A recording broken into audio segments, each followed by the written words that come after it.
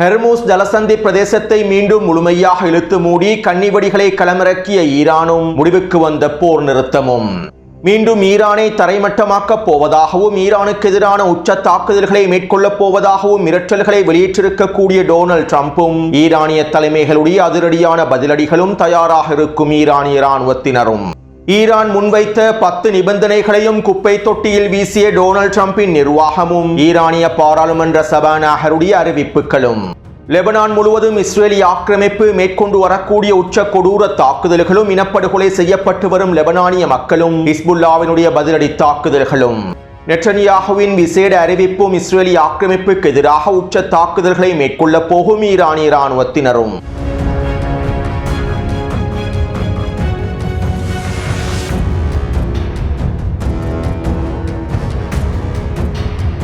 நேற்று காலை ஈரானின் பாரசீக வளைகுடா பிரதேசத்திலே இருக்கக்கூடிய லவான் தீவை இலக்கு வைத்து வான்வழி தாக்குதல்கள் மேற்கொள்ளப்பட்டிருந்தன. குறித்த தீவில் இருக்கக்கூடிய எண்ணெய் தளத்தை இலக்கு வைத்தும் பெட்ரோலிய வேதிப்பொருள் தளத்தை இலக்கு வைத்துமே இந்த தாக்குதல் மேற்கொள்ளப்பட்டிருந்தது. மேலும் குறித்த தாக்குதலானது ஐக்கிய அரபு அமீரகத்தினால் மேற்கொள்ளப்பட்டிருந்ததாக ஈரான் அறிவித்திருந்தது. மேலும் இதற்கான ஆதாரங்களையும் ஈரான் இராணுவத்தினர் வெளியிட்டிருந்தார்கள். அதாவது ஐக்கிய அரபு அமீரகம் பயன்படுத்தக்கூடிய மிராஜ் 2000 ரக போர் விமானத்தினை பயன்படுத்திய குறித்த தளத்தில் வான்வழி தாக்குதல்கள் மேற்கொள்ளப்பட்டுள்ளன.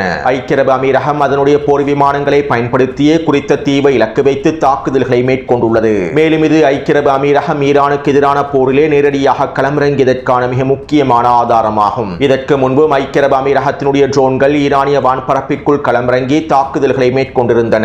இவை தொடர்பான ஆதாரங்களையும் ஈரானிய இராணுவத்தினர் வெளியிட்டிருந்தார்கள். தற்போது ஐக்கிய அரபு அமீரகம் ஈரானுக்கு எதிரான தாக்குதல்களில் நேரடியாக களமிறங்கி இருப்பதற்கான இந்த மிக முக்கியமான ஆதாரங்களையும் ஈரானிய தரப்பினர் வெளியிட்டுள்ளார்கள். அத்தோடு ஐக்கிய அரபு அமீரகத்தினுடைய குறித்த வான்வழி தாக்குதல்களுக்கு பதிலடியாக அமீரகத்தின் ஃபுஜைரா எண்ணெய் தளத்தை இலக்கு வைத்து வீரியமான ஏவுகணை தாக்குதல்கள் மேற்கொள்ளப்பட்டிருந்தன.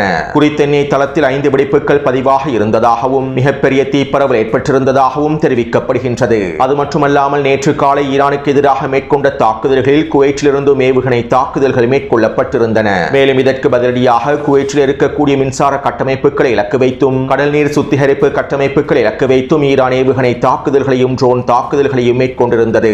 இந்த தாக்குதலினால் குறித்த தளத்தினுடைய முக்கியமான கட்டமைப்புகள் அளிக்கப்பட்டிருப்பது உறுதி செய்யப்பட்டுள்ளது. அது மட்டுமல்லாமல் சவுதி அரேபியாவினுடைய மிக முக்கியமான எண்ணெய் குழாயை இலக்கு வைத்தும் தாக்குதல்களை மேற்கொண்டிருந்தார்கள். சவுதி அரேபியாவினுடைய கிழக்கு பிரதேசத்திலிருந்து மேற்கு பிரதேசத்தை நோக்கி மிகப்பெரிய எண்ணெய் குழாய்கள் செல்கின்றன. ஹெர்மூஸ் ஜலசந்திக்கு மாற்றீடாகவே குறித்த எண்ணெய் குழாயானது வடிவமைக்கப்பட்டுள்ளது. செங்கடல் பிரதேசத்தில் இருக்கக்கூடிய சவுதி அரேபியாவின் மேற்கு துறைமுகமான யன்பு துறைமுகத்தோடு இந்த எண்ணெய் குழாய்கள் இணைக்கப்பட்டுள்ளன. மேலும் இந்த எண்ணெய் குழாய்களை இலக்கு வைத்து தாக்குதல்கள் மேற்கொள்ளப்பட்டுள்ளது. இந்த தாக்குதலினால் குழாயினுடைய 4 பிரதேசங்களில் சேதங்கள் ஏற்பட்டிருப்பதாகவும் இதனால் தற்போது குறித்த எண்ணெய் குழாய் மூலமாக எண்ணெய் விநியோகமானது நிறுத்தப்பட்டிருப்பதாகவும் தெரிவிக்கப்படுகின்றது.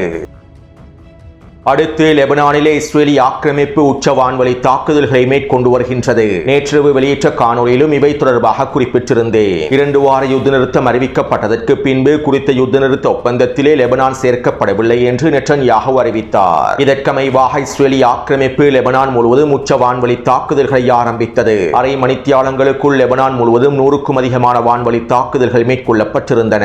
இஸ்ரேலிய ஆக்கிரமிப்பின் இந்த கொடூர தாக்குதல் தொடர்பான காணொலிகளை டெலிகிராம் சேனலில் பதிவிட்டுள்ளேன்.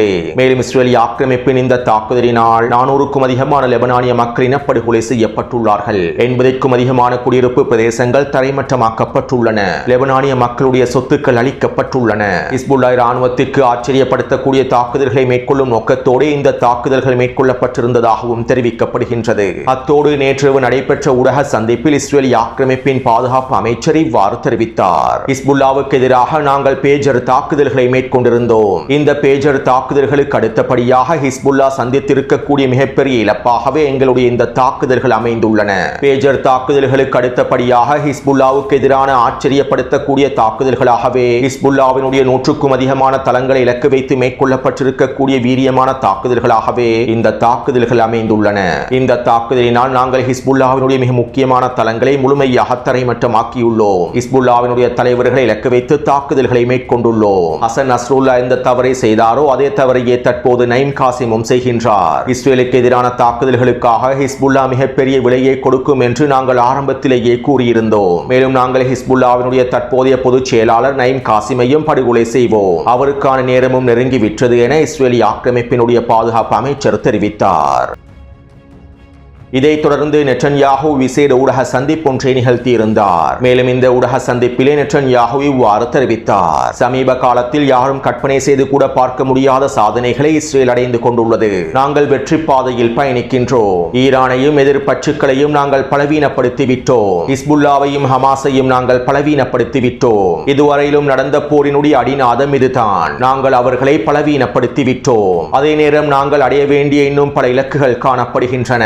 அவற்றை நாங்கள் அடைந்து கொள்ளாமல் எதனையும் நிறுத்தப் போவதில்லை. ஒன்று நாங்கள் உடன்படிக்கையின் மூலமாக அவற்றை அடைந்து கொள்வோம், அல்லது மீண்டும் போரை தொடங்குவதன் மூலமாக அவற்றை அடைந்து கொள்வோம். எந்த நேரத்திலும் போரை மீண்டும் ஆரம்பிப்பதற்கு நாங்கள் தயாராகவே இருக்கின்றோம். அமெரிக்காவுக்கும் ஈரானுக்கும் இடையிலே 2 வார போர் நிறுத்தம் ஏற்படுத்தப்பட்டிருப்பது தொடர்பாக எங்களுக்கு முன்பே தெரியும். இது ஒன்றும் எங்களை ஆச்சரியப்படுத்திய விடயம் அல்ல. எங்களுடைய திட்டங்களுக்கு அமைவாகவே இந்த தற்காலிக 2 வார போர் நிறுத்தம் நடைமுறைப்படுத்தப்பட்டுள்ளது. ஒரு விடயத்தினை அனைவரும் தெளிவாக புரிந்து கொள்ள வேண்டும். போரினுடைய அனைத்து நோக்கங்களையும் அடைவதற்கான முதலாவது படியில் நாங்கள் இருக்கின்றோம். முன் எப்போதையும் விட இல்லாமல் தற்போது ஈரான் அடிபட்டு பலவீனமான நிலைமையில் பேச்சுவார்த்தைக்கு சம்மதத்தினை வழங்கியுள்ளது. ஈரானுக்குள் இருக்கக்கூடிய செறிவூட்டப்பட்ட யுரேனியத்தினை நாங்கள் முழுமையாக வெளியே கொண்டு வருவோம். அதே போன்று ஈரானுடனான போர் நிறுத்தத்தில் நாங்கள் லெபனானை ஒரு பொழுதும் சேர்க்கவில்லை. பேஜர் நடவடிக்கைகளுக்கு பின்பே ஹிஸ்புல்லா சந்தித்த மிகப்பெரிய அடியை நாங்கள் இன்று அவர்களுக்கு வழங்கியுள்ளோம். அவர்களுக்கு என்ன நடந்தது என்றே தெரியாது. குறுகிய நேரத்திற்குள் அவர்களுடைய மிக முக்கியமான தளங்களை நாங்கள் தரைமட்டமாக்கிவிட்டோம். பேஜர் தாக்குதலை விட நாங்கள் தற்போது மேற்கொண்ட தாக்குதல்கள் வலிமையானவை. இதனால் ஹிஸ்புல்லாவுக்கு மிகப்பெரிய இழப்புகள் ஏற்படுத்தப்பட்டுள்ளன.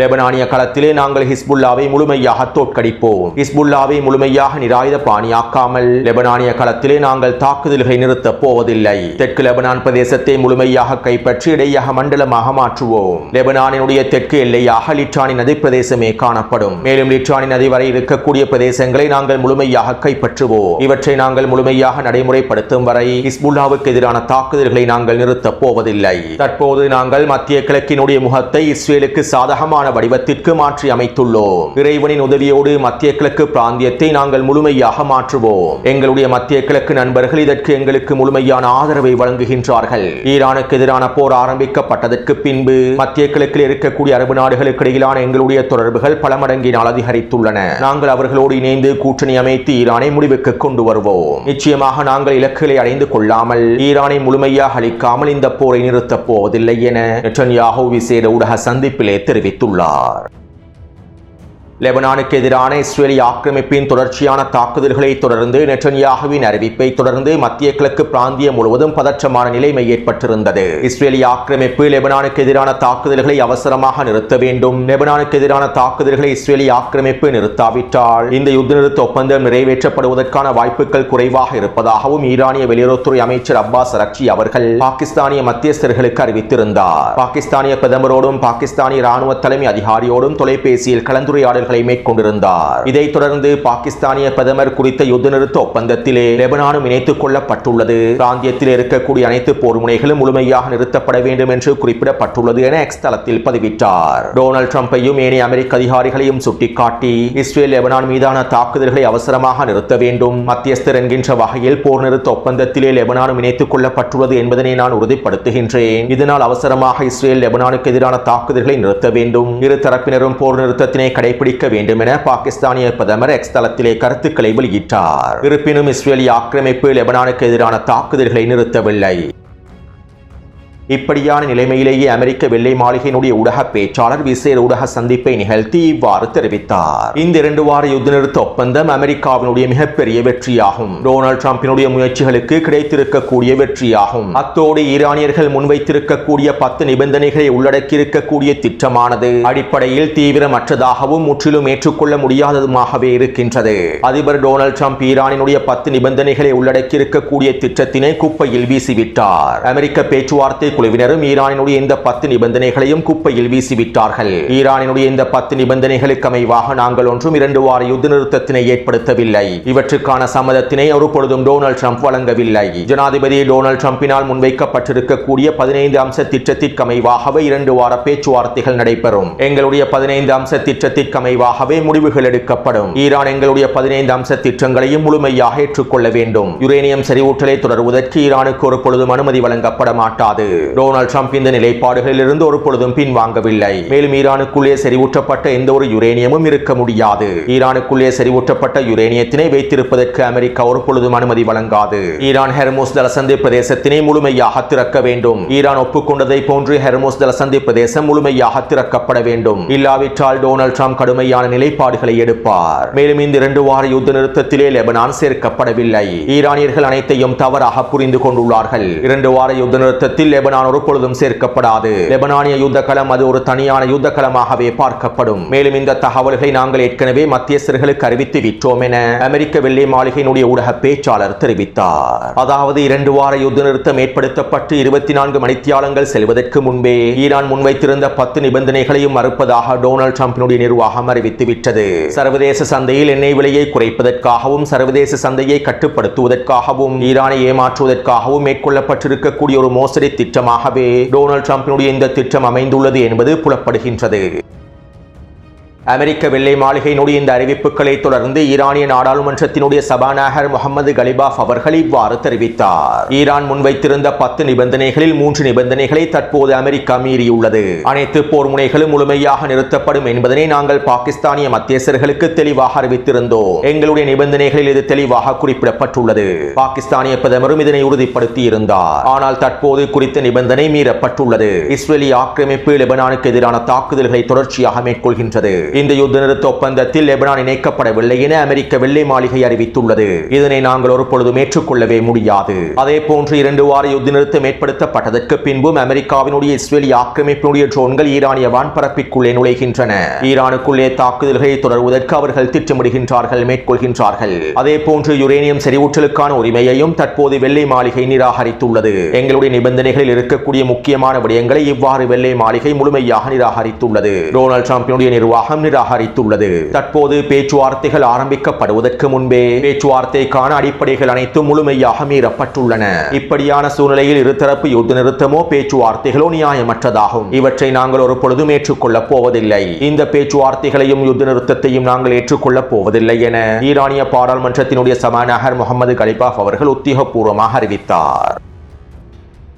ஈரானிய பாராளுமன்ற சபாநாயகரின் இந்த அறிவிப்பை தொடர்ந்து அமெரிக்க துணை ஜனாதிபதி ஜே.டி. வான்ஸ் இவ்வாறு தெரிவித்தார். ஈரானிய பாராளுமன்ற சபாநாயகருடைய கருத்துக்கள் முட்டாள்தனமானவை. அவர்கள் பிழையாக விளங்கிக் கொண்டுள்ளார்கள். அவர்களுக்கு சரியாக ஆங்கிலம் கூட தெரியாது.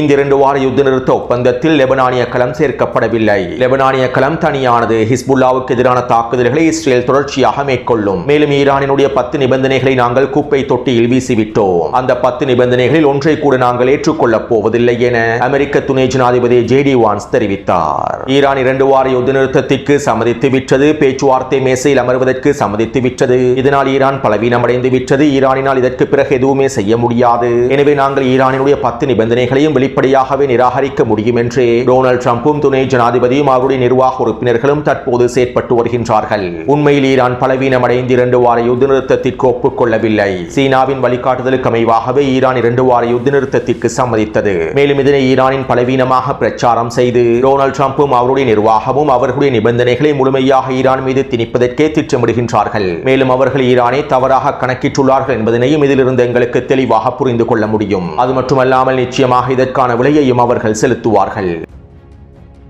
அத்தோடு ஈரானிய உச்ச தலைவரின் ஆலோசகரான மொஹசன் ரெசாய் அவர்கள் இவ்வாறு தெரிவித்தார். நாங்கள் ஹிஸ்புல்லா போராளிகளோடு முழு பலத்துடன் துணையாக நிற்கின்றோம். ஹிஸ்புல்லாவை நாங்கள் ஒரு பொழுதும் கைவிடப் போவதில்லை. ஜியோனிஸ்ட் ஆக்கிரமிப்பை நாங்கள் நிச்சயமாக தண்டிப்போம். லெபனானிய மக்களுக்கு எதிராக மேற்கொண்டிருக்கக்கூடிய இனப்படுகொலை தாக்குதல்களுக்கு எதிராக நாங்கள் தனியான பதிலடி தாக்குதல்களையும் இஸ்ரேலிய ஆக்கிரமிப்புக்கு எதிராக மேற்கொள்வோம். தற்போது இந்த 2 வார யுத்த நிறுத்தமானது முடிவடைந்து விட்டது. இந்த யுத்த நிறுத்தம் முடிவடைவதற்கான பொறுப்பை அமெரிக்காவை ஏற்றுக்கொள்ள வேண்டும். அமெரிக்காவினால் அதனுடைய வெறி நாயை கட்டுப்படுத்த முடியவில்லை. அமெரிக்காவினால் மேற்கொள்ளப்படும் போர் நிறுத்த மீறல்களை நாங்கள் பொறுத்துக் கொள்ளப் போவதில்லை. விரைவில் எங்களுடைய உச்ச பதிலடிகளை எதிர்பாருங்கள் என ஈரானிய உச்ச தலைவரின் ஆலோசகர் மொஹசன் ரெசாய் அவர்கள் தெரிவித்தார். அத்தோடு அமெரிக்க வெள்ளை மாளிகையினுடைய அறிவிப்புகளை தொடர்ந்து இஸ்ரேலி ஆக்கிரமிப்பின் யுத்த நிறுத்த மீறல்களை தொடர்ந்து ஈரான் அதிரடியாக ஹெர்மோஸ் ஜலசந்தி பிரதேசத்தினை முழுமையாக இழுத்து மூடியது. அமெரிக்க வெள்ளை மாளிகையினுடைய அறிவிப்பு வெளியிடப்பட்டு அரை மணித்தியாலங்களுக்குள்ளேயே ஈரான் ஹெர்மோஸ் ஜலசந்தி பிரதேசத்தை முழுமையாக இழுத்து மூடியது. இதற்கு பிறகு ஹெர்மோஸ் ஜலசந்தி பிரதேசம் வழியாக யாருக்கும் அனுமதி வழங்கப்பட மாட்டாது என ஈரான் இராணுவத்தினர் அறிவித்தார்கள். நேற்று காலையில் இருந்து 2 எண்ணெய் கப்பல்கள் மாத்திரமே ஹெர்மோஸ் ஜலசந்தி பிரதேசம் வழியாக கடந்திருந்தன. இவற்றுக்கு மேலதிகமாக ஒரு சரக்கு கப்பல் கடந்திருப்பதாக தெரிவிக்கப்பட்டது. மேலும் இந்த 3 கப்பல்களை தவிர ஹெர்மோஸ் ஜலசந்தி பிரதேசத்தினூடாக இந்த கப்பல்களும் பயணிக்கவில்லை. மேலும் நேற்றிரவு ஹெர்மோஸ் ஜலசந்தி பிரதேசம் வழியாக கடப்பதற்கு பல எண்ணெய் கப்பல்கள் வருகை தந்திருந்தன. இந்த எண்ணெய் கப்பல்கள் அனைத்தையும் ஈரானிய இராணுவத்தினர் முழுமையாக திருப்பி அனுப்பிவிட்டார்கள். ஹெர்மோஸ் ஜலசந்தி பிரதேசத்தினை முழுமையாக இழுத்து மூடிவிட்டார்கள். பேச்சுவார்த்தை மேசையில் ஈரான் கலந்து கொள்ள வேண்டும் என அமெரிக்கா நினைத்தால் எங்களுடைய 10 நிபந்தனைகளையும் அமெரிக்கா முழுமையாக ஏற்றுக்கொள்ள வேண்டும். லெபனானிலே இஸ்ரேலி ஆக்கிரமிப்பு மேற்கொள்ளக்கூடிய தாக்குதல்கள் முழுமையாக நிறுத்தப்பட வேண்டும். அவ்வாறு செய்யாமல் எங்களுடைய நிபந்தனைகளை ஏற்றுக்கொள்ளாமல் இஸ்ரேலி ஆக்கிரமிப்பின் தாக்குதல்கள் நிறுத்தப்படாமல் நாங்கள் யுத்த நிறுத்த மேசையில் அமரப்போவதில்லை. மேலும் லெபனானிலே இஸ்ரேலி ஆக்கிரமிப்பு மேற்கொண்டதற்கான பதிலடி தாக்குதல்களை நாங்கள் தயார் செய்து வைத்துள்ளோம். இதற்கமைவாக நாங்கள் இஸ்ரேலி ஆக்கிரமிப்புக்கு எதிரான உச்ச தாக்குதல்களையும் மேற்கொள்வோம். இதனால் அமெரிக்கா அவசரமாக முடிவுகளை எடுக்க வேண்டும். பிராந்தியத்தில் இருக்கக்கூடிய அமெரிக்க தளங்களுக்கு எதிரான தாக்குதல்களையும் நாங்கள் ஆரம்பிப்போம். மேலும் நாங்கள் மீண்டும் ஆரம்பிக்க போகும் தாக்குதல்கள் முன்பிருந்ததை போன்று இருக்காது. எங்களுடைய நிபந்தனைகளை ஏற்றுக்கொள்ளாமல் எங்கள் மீது உங்களுடைய ஆதிக்கத்தை திணிப்பதற்கு நாங்கள் ஒன்று முட்டாள்கள் அல்ல. மேலும் நீங்கள் இன்னும் பேச்சுவார்த்தையை சரியாக புரிந்து கொள்ளவில்லை. உங்களுக்கெல்லாம் அடியின் மொழி மாத்திரமே புலப்படும் என ஈரானிய இராணுவ தலைமைகள் தெரிவித்திருந்தார்கள். இதைத் தொடர்ந்து இன்று காலையிலேயே டொனால்ட் ட்ரம்ப் ட்ரூத் சோஷியல் தளத்தில் இவ்வாறு பதிவிட்டார். ஏற்கனவே பலவீனமடைந்திருக்கக்கூடிய எதிரியை கொடிய முறையில் தாக்கி அழிப்பதற்கு எங்களுடைய இராணுவத்தினர் தயாராகவே இருக்கின்றார்கள். எங்களுடைய இராணுவமும் ஆயுதங்களும் எங்களுடைய போர் விமானங்களும் தயாராகவே இருக்கின்றன. ஒப்பந்தம் ஒன்று ஏற்படுவதற்கான வாய்ப்பு குறைவாகத்தான் இருக்கின்றது. மேலும் ஈரான் ஒப்பந்தத்திற்கு சம்மதிக்காவிட்டால் எங்களுடைய 15 அம்ச திட்டங்களை முழுமையாக ஏற்றுக்கொள்ளாவிட்டால் இதுவரை யாரும் கண்டிராத அளவுக்கு நாங்கள் ஈரானுக்கு எதிரான வீரியமான தாக்குதல்களை மேற்கொள்வோம். ஈரானை முழுமையாக தரைமட்டமாக்குவோம். எங்களுடைய இராணுவம் அனைத்தையும் தயார் செய்துவிட்டு தற்போது ஓய்வெடுத்துக் கொண்டிருக்கின்றது. உண்மையில் எங்களுடைய இராணுவம் அடுத்த வெற்றிக்காக தயார்படுத்திக் கொண்டிருக்கின்றது. இதனால் ஈரான் அவசரமாக ஒப்பந்தத்தை முடிக்க வேண்டும். இல்லாவிட்டால் நாங்கள் அனைத்து தாக்குதல்களையும் அவசரமாக மேற்கொள்வோம் என டொனால்ட் ட்ரம்ப் ட்ரூத் சோஷியல் தளத்தில் பதிவிட்டுள்ளார். இதைத் தொடர்ந்து IRGC இராணுவம் ஹெர்மோஸ் ஜலசந்தி பிரதேசத்தில் நாங்கள் கன்னிவெடிகளை முழுமையாக களமிறக்கியுள்ளோம் என அறிவித்தது. மேலும் ஹெர்மோஸ் ஜலசந்தி பிரதேசம் முழுமையாக இழுத்து மூடப்பட்டுள்ளது. நாங்கள் ஆக்கிரமிப்பாளர்களுக்கான அதிரடியான பதிலடி தாக்குதல்களை வழங்குவதற்கு தயாராக கொண்டிருக்கின்றோம் என்றும் அறிவித்துள்ளார்கள். எனவே போர் நிறுத்த முடிவுக்கு வந்துவிட்டது. ஈரான் இஸ்ரேலி ஆக்கிரமிப்புக்கு எதிரான பதிலடி தாக்குதல்களை மேற்கொள்ளப் போகின்றது. மேலும் அமெரிக்கா 10 நிபந்தனைகளையும் ஏற்றுக்கொள்ளாவிட்டால் மத்திய கிழக்கு பிராந்தியத்தில் இருக்கக்கூடிய அமெரிக்க நலன்களுக்கு எதிராகவும் ஈரான் பதிலடி தாக்குதல்களையும் ஆரம்பிக்கும். எனவே இந்த காணொலி தொடர்பான கருத்துக்களை பதிவிடுங்கள். அடுத்த காணொலியை விரைவாக பதிவிடுகின்றேன். தொடர்ந்தும் என்னுடன் இணைந்திருங்கள். நன்றி, வணக்கம்.